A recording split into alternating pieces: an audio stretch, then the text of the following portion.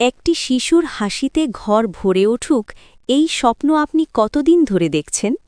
অনেক চেষ্টা করেছেন, হয়তো বারবার ব্যর্থ হয়ে মন ভেঙে গেছে, কিন্তু দয়া করে আশা হারাবেন না। কারণ ২০২৬ সালে চিকিৎসা বিজ্ঞান আপনার জন্য এমন কিছু অবিশ্বাস্য সুখবর নিয়ে এসেছে যা আপনার সেই অপূর্ণ স্বপ্ন পূরণ করতে পারে। কি সেই আধুনিক প্রযুক্তি? জানতে ভিডিওটি শেষ পর্যন্ত দেখুন। তার আগে আপনারা আমাদের কমেন্ট করে জানান কত বছর ধরে বাবা মা হতে পারতেছেন না, অর্থাৎ সন্তান জন্মগ্রহণ করতে পারতেছেন না, কিংবা সন্তানের মুখ দেখতে পারতেছেন না। ১. এআই চালিত আইভিএফ। ২০২৬ সালের সবচেয়ে বড় চমক হল আইভিএফ পদ্ধতিতে কৃত্রিম বুদ্ধিমত্তার ব্যবহার। আগে ভ্রূণ নির্বাচনের বিষয়টি সম্পূর্ণ চিকিৎসকদের অভিজ্ঞতার ওপর নির্ভর করত, কিন্তু এখন সঠিক ভ্রূণ নির্বাচন। এআই হাজার হাজার ভ্রূণের ডেটা বিশ্লেষণ করে বলতে পারে কোন ভ্রূণটি সফলভাবে গর্ভধারণে সাহায্য করবে। এতে আইভিএফের সাফল্যের হার আগের চেয়ে প্রায় ৪০-৫০% বৃদ্ধি পেয়েছে। ব্যক্তিগত চিকিৎসা। প্রত্যেকের শরীরের গঠন আলাদা। এখন এআই রোগীর হরমোন লেভেল ও মেডিকেল হিস্ট্রি বিশ্লেষণ করে একদম নিখুঁত ডোজ নির্ধারণ করতে পারছে। ২. Non invasive genetic testing. আগে ভ্রূণের কোনো জেনেটিক সমস্যা আছে কিনা তা জানতে বায়োপসি করতে হতো, যা ভ্রূণের জন্য কিছুটা ঝুঁকিপূর্ণ ছিল। কিন্তু ২০২৬ সালে এনআইপিজিটি প্রযুক্তি জনপ্রিয় হয়েছে। এটি ভ্রূণকে স্পর্শ না করেই তার চারপাশের তরল বিশ্লেষণ করে বলে দিতে পারে শিশুটি সুস্থ কিনা। এটি গর্ভপাত বা মিসক্যারেজের ঝুঁকি অনেকাংশে কমিয়ে দেয়। ৩. স্টেম সেল এবং ওভেরিয়ান রিজুভেনেশন। যাদের ডিম্বাণুর সংখ্যা কমে গেছে বা বয়সজনিত কারণে মা হতে পারছেন না, তাদের জন্য পিআরপি এবং স্টেম সেল থেরাপি আশীর্বাদ হয়ে এসেছে। এই পদ্ধতিতে নারীর ওভেরিকে পুনরুজ্জীবিত করা হয়, ফলে অনেক ক্ষেত্রে ডোনার ডিম্বাণু ছাড়াই নিজের ডিম্বাণু দিয়ে মা হওয়া সম্ভব হচ্ছে। ৪. পুরুষ বন্ধ্যাত্ব সমাধানে নতুন প্রযুক্তি। বন্ধ্যাত্বের সমস্যা শুধু নারীদের নয়, পুরুষেরও হতে পারে।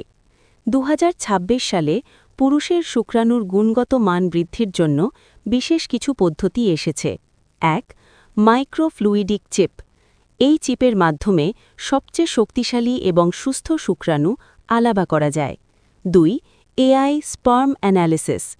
কৃত্রিম বুদ্ধিমত্তা শুক্রাণুর গতিবিধি এবং গঠন বিশ্লেষণ করে সফল ফার্টিলাইজেশনের সম্ভাবনা নিশ্চিত করে। ৫. কৃত্রিম জরায়ু বা বায়োব্যাগ প্রযুক্তি এবং ভবিষ্যৎ সম্ভাবনা। ২০২৬ সালে বিজ্ঞানীদের গবেষণায় কৃত্রিম জরায়ু বা বায়োব্যাগ প্রযুক্তি অনেক দূরে গিয়েছে। যদিও এটি এখনও সবার জন্য উন্মুক্ত নয়, তবে প্রিমেচিওর শিশু বা যাদের জরায়ুতে গুরুতর সমস্যা আছে তাদের জন্য এটি এক বিশাল বিপ্লব নিয়ে আসছে। চীনের কিছু প্রযুক্তি প্রতিষ্ঠান ইতিমধ্যে এ নিয়ে প্রোটোটাইপ তৈরির কাজ শুরু করেছে। ৬. খরচের পরিবর্তন এবং সহজলভ্যতা। ২০২৬ সালে সুখবর শুধু প্রযুক্তিতে নয়, এর সহজলভ্যতায়ও। ১. অনেক দেশে এখন বন্ধ্যাত্ব চিকিৎসায় সরকারি ভর্তুকি দেওয়া হচ্ছে। ২.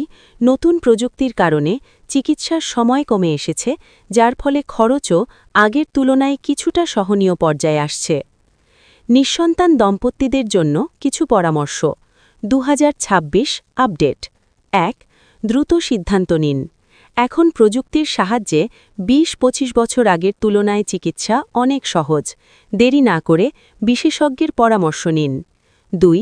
মানসিক স্বাস্থ্য। বাবা মা হওয়ার এই যাত্রায় মানসিক চাপ নেওয়া যাবে না। আধুনিক ক্লিনিকগুলিতে এখন চিকিৎসার পাশাপাশি কাউন্সেলিংয়ের ওপরও জোর দেওয়া হচ্ছে। ৩. Microbiome diet. ২০২৬ সালের গবেষণায় দেখা গেছে শরীরের ভেতরের মাইক্রোবায়োম বা উপকারী ব্যাকটেরিয়া প্রজনন ক্ষমতায় বড় ভূমিকা রাখে, তাই ডায়েট ও লাইফস্টাইলে পরিবর্তন আনা জরুরি। ২০২৬ সাল হল বিজ্ঞানের মাধ্যমে স্বপ্নের পথে এগিয়ে যাওয়ার বছর। প্রযুক্তির এই জয়যাত্রা নিঃসন্তান দম্পতিদের একাকিত্ব দূর করে তাদের ঘর আলো করে তুলবে, এমনটাই আমাদের প্রত্যাশা। মনে রাখবেন, সঠিক সময়ে সঠিক চিকিৎসা আপনার জীবন বদলে দিতে পারে। বন্ধুরা, আজকের এই তথ্যগুলো যদি আপনার বা আপনার পরিচিত কারোর উপকারে আসে তবে ভিডিওটি শেয়ার করতে ভুলবেন না। আপনার যদি এই বিষয়ে আরও কিছু জানার থাকে তবে কমেন্ট করে জানান। আমরা চেষ্টা করব বিশেষজ্ঞের মতামত নিয়ে পরবর্তী ভিডিও তৈরি করতে।